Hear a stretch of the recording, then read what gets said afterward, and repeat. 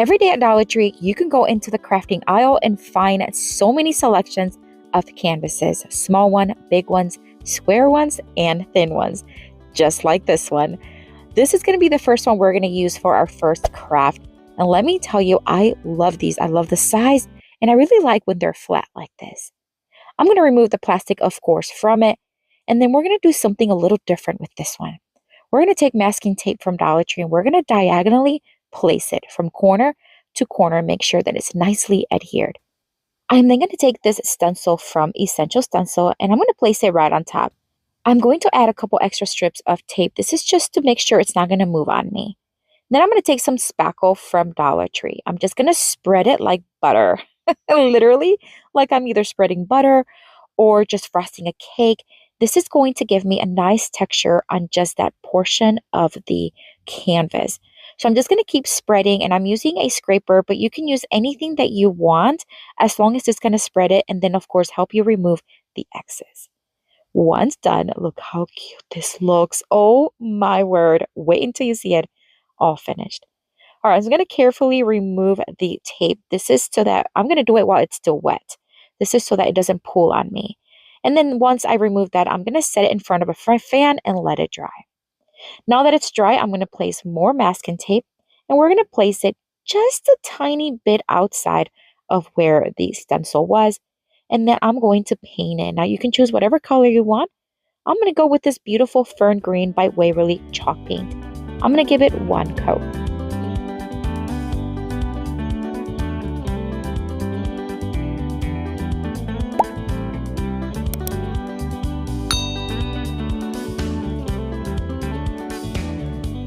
I'm going to remove the tape very carefully again and then set it to the side to dry. Once dry, I am going to then use a stencil.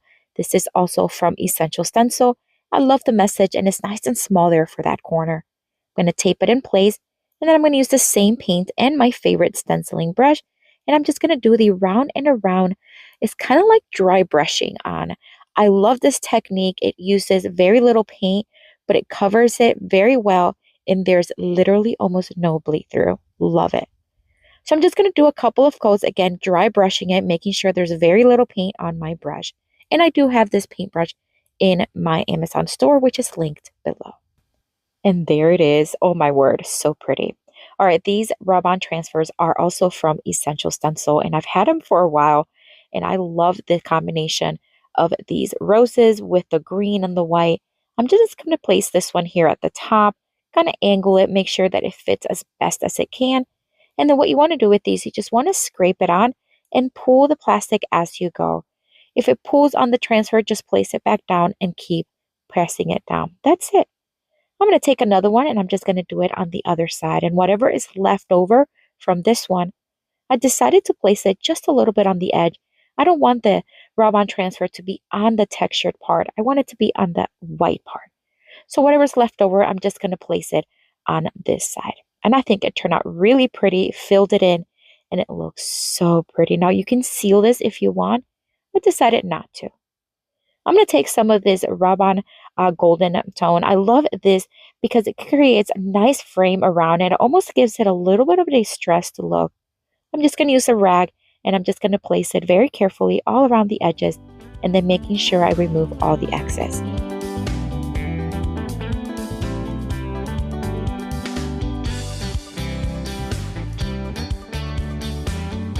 All right, so the rub and buff looks really pretty. I'm going to flip it over, and I'm just going to add a little strip of string in the back. I'm going to hot glue it as well as tape it. This is just going to secure it in place, and it's going to give us something to hang it. Oh my gosh. Guys, this is my favorite. I love the colors. I love the message, and that textured surface is just amazing. But what do you think? Let me know down in the comments.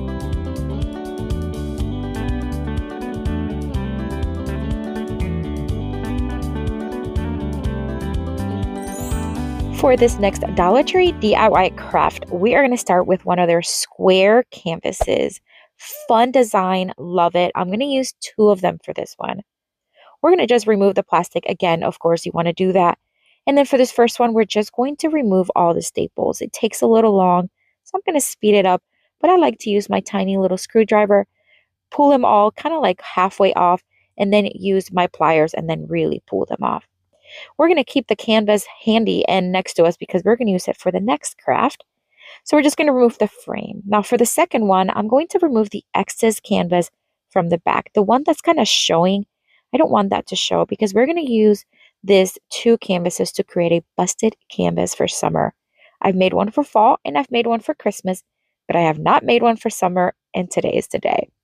I'm going to give it a fresh coat of white paint on the surface. This is just to brighten it up, but you don't have to. You can leave it like this, or of course you can use any color you want. I'm just going to apply it and then let it dry. I'm going to also paint just the outside edges of the next frame, and this is just going to match the color of the canvas nicely. I'm going to take a third one temporarily, and I'm just going to trace it on some foam board. Once I trace it, I am going to cut it smaller than what I actually traced it because I don't want it to show on the sides. Then we're going to Mod Podge this beautiful calendar page with a beautiful beach design. I'm going to put some Mod Podge and then spread it. I thought about using, this is like a wood glue brush. It's silicone. It didn't work very well, so I just moved on to a regular brush and then just let it dry. Now I've used this technique for a while now, and I'm going to show you how it did not work. But you live and learn. All right, in the meantime, while that's drying, I'm going to flip over the canvas and I'm going to paint the bottom portion in the sandstone and the top portion in the agave color. I wanted to match the design and the colors of the calendar page. That's so I have it right next to me because I want to be able to just kind of match the colors. I'm going to blend where both colors meet just so that they're nice and blended and it looks nice and seamless. All right, here's where things go a little south. So this is technique. Again, you just, once it's ironed, you want to place the design, some parchment paper, and then iron it on. The problem is that it bubbled up on me, and I think it's because it's a foam board, and it really bubbled. Like I was tempted to just change the whole thing, but it said, you know what? No, things like this happen, and it's going to be okay. So I just left it like this, but you see all the bubbles? There's no way. I think it just lifted the paper. Anywho, I removed the excess from the sides, and now we're going to place the frame on the back of the canvas because it's now dry. You see how things are evolving here? I'm going to take some alien tape. You can also take any tape you want. It does not matter. This is because we're going to add fairy lights inside of the canvas, and this is just going to give it a nice glow at night.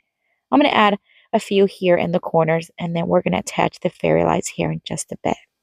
I place a dot right in the center of the canvas, and this is where we're going to just start cutting in just slits with my X-Acto knife and my ruler. I made about 6 of them, and then I'll make a small little hole so that I can insert the fairy lights right through it. Again, we want to make sure that the design is facing inside of the canvas, and this is where we're going to place the fairy lights onto the sticky tape, and then we're going to place the foam board right on top and secure it with hot glue.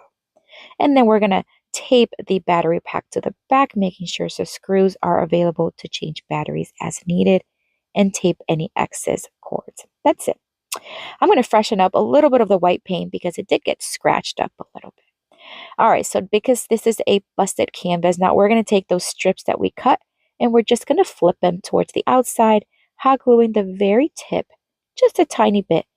And you see how those colors really match the sky, and then it kind of transitions to the sand. That's exactly what I was looking for. Love the way it's looking. Oh my word. All right, so I decided to add some greenery picks. Of course, you can leave it just like this. But I decided to add greenery picks, again, just kind of bring the design and making it look like it's coming out of the canvas. And I'm going to add some seashells because why not? I think it adds a nice 3D look.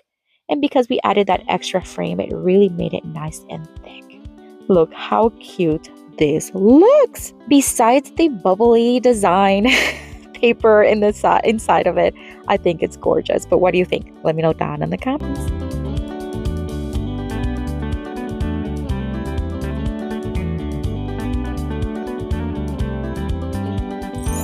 For this next Dollar Tree DIY craft, I'm going to take the leftover canvas from the previous project and one that I already had on hand from another project.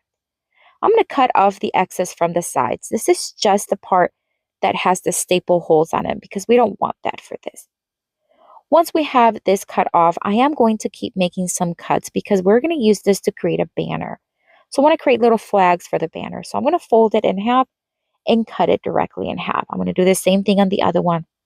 Then I'm going to fold each section in half again, and then I'm going to cut it again. I want to have a total of 6 parts, and I want them to all have the same size. So whatever you want to do, just make sure you have whatever amount you have, but that all the pieces are the same size.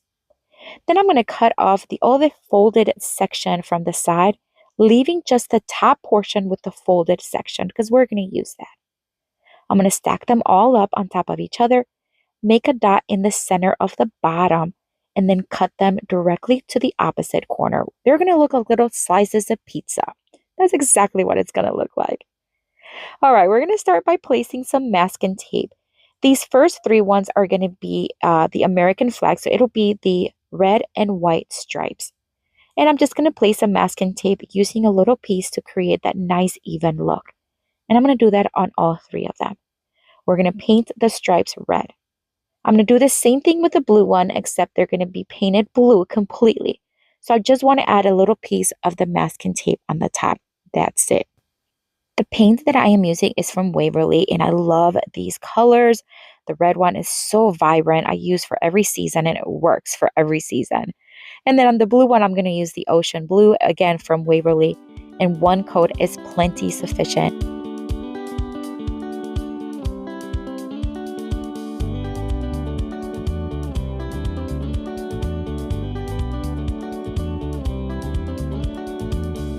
While those are drying, I am going to take some white vinyl. This is from Cricut. You can use the ones from Dollar Tree, but the ones from Dollar Tree are glossy and I wanted it to be matte. So I'm just going to use this one from Cricut. I'm also going to use my shape puncher in the star design, and I'm going to cut out several of the stars. I'm going to take some jute string, and I'm going to take 72 inches actually. Then I'm going to fold in half so I have 36 inches on each side and mark it in the middle with a little bit of masking tape. Now that my little flags are dry, I remove the tape and I'm just going to sand it down just a little bit. This is going to give it a nice worn look, like a little distress. I really like that look, and I think the canvas being so textured created a nice look to it. And I did the same thing on the blue one.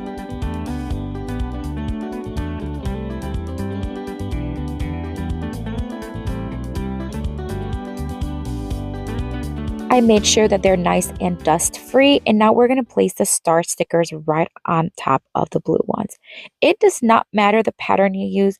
I wanted them to look kind of messy, to be honest with you, so I'm just placing them wherever I see fit.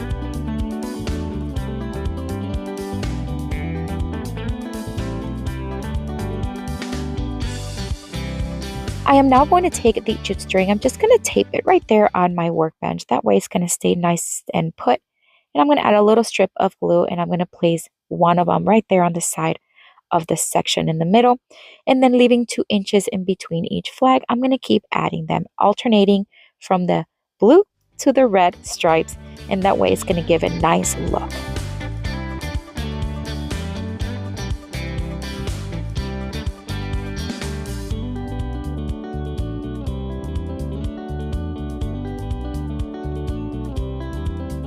I'm going to clean it off a little bit, just remove some of those little parts on the edges that you can see, and that's it. What a gorgeous banner you can use by just saving the leftover canvas. What do you think of this one? I love it. Let me know down in the comments.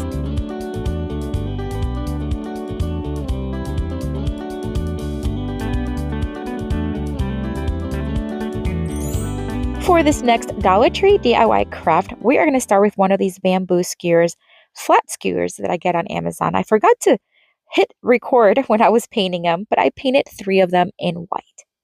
Then we're going to take this Dollar Tree little wreath form. They come 2 in a pack, and we're just going to need 1 of them. And this ribbon is also from Dollar Tree. I love the neutral colors, and I'm just going to wrap the entire thing with it. Basically, just glue in the beginning, wrap it around, making sure you're tugging. That way it's nice and secure, and it's not going to just slide off. And then we're just going to secure it at the end with more hot glue.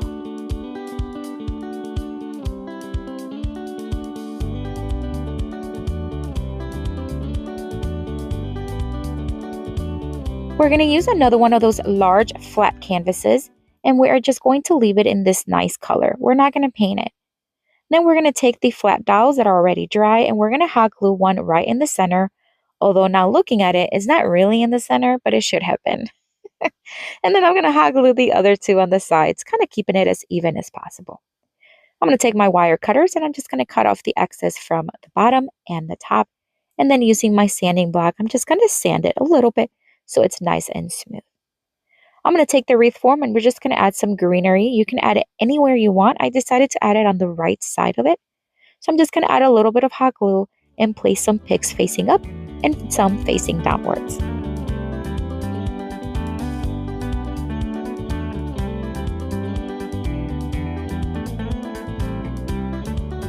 I'm going to place the wreath on top of the canvas. I'm just going to mark where I want to drill a couple of holes so that we can attach it to the canvas.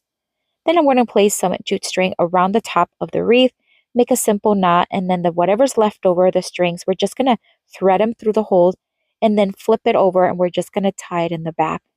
Now, whenever you tie jute string, sometimes it does come off. So I like to add a little bit of hot glue and that really seals it in. And then of course you want to cut off any excess. We're going to add a nice colorful flower right in the center there and some extra little leafy greens just to add fullness and a little bit more texture. So I just added one to the top and one to the bottom. And then all we need is to add something to hang it with. I am going to off-center the jute string a little bit more towards the heavier part, although I did have to move it a little bit more to the center because it was way too much on the side. But look how stunning this looks. The canvas with that planked look, the flower, the wreath, love it. But what do you think? Let me know down in the comments.